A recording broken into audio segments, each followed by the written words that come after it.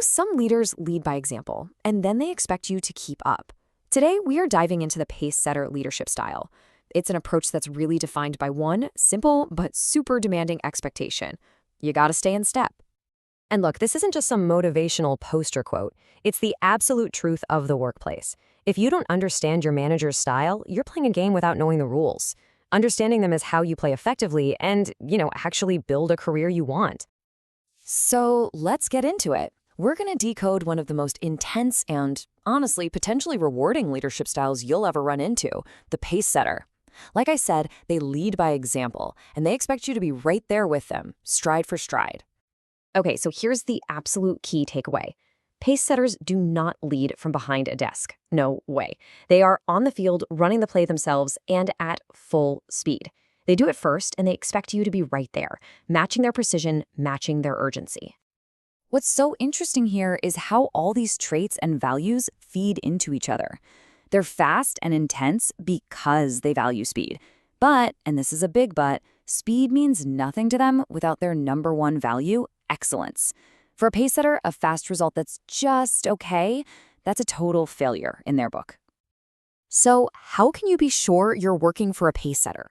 Figuring this out early is probably your biggest advantage, because once you know, it completely changes how you should approach your work day in and day out. Let's make this super practical. As I go through these next few points, just ask yourself, does this sound a little too familiar? This is your chance to figure it out for sure. These aren't just little personality quirks, This is their operating system. When a pace setter says, let me show you, what they're really doing is demonstrating the standard. And when they reward speed and quality, they're just reinforcing the only two things that really matter to them. If you can crack the code on this, you're golden.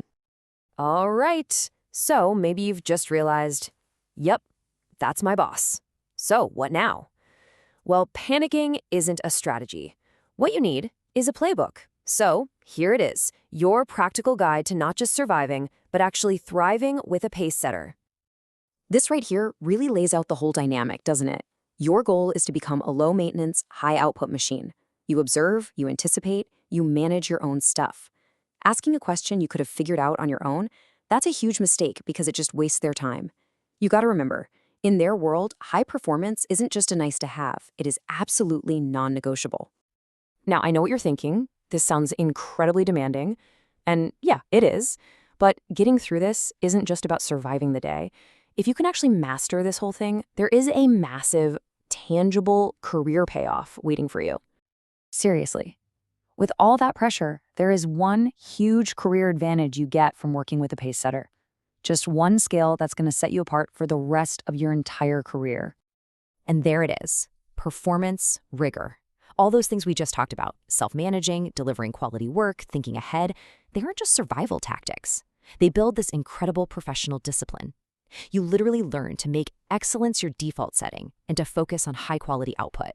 It's like high-intensity training for your career, building these professional muscles that will help you no matter where you go next. At the end of the day, this is what it all comes down to. Thriving under a pace setter proves you can deliver on both of these things. You have to adapt to a super demanding style, and you have to produce amazing results consistently. If you can do that, you're showing everyone you've got what it takes to succeed. So you've figured out how to keep the pace. But remember, the pace setter is just one style you're going to encounter. Your ability to adapt your own stride to each new leader you work with, that's not just a skill, it's your greatest asset. The real question is, will you be ready for the next race?